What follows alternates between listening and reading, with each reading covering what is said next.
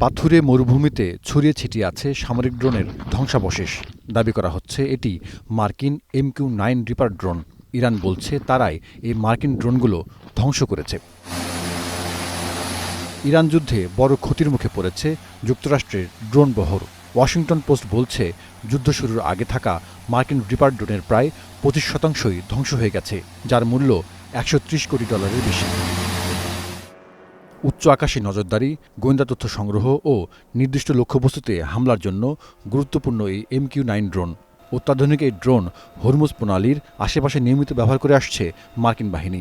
হরমুজের নিয়ন্ত্রণ ঘিরে যখন তেহরান ও ওয়াশিংটনের মধ্যে তীব্র সংঘাত, তখন ড্রোন হারানোর বিষয়টি অত্যন্ত গুরুত্বপূর্ণ।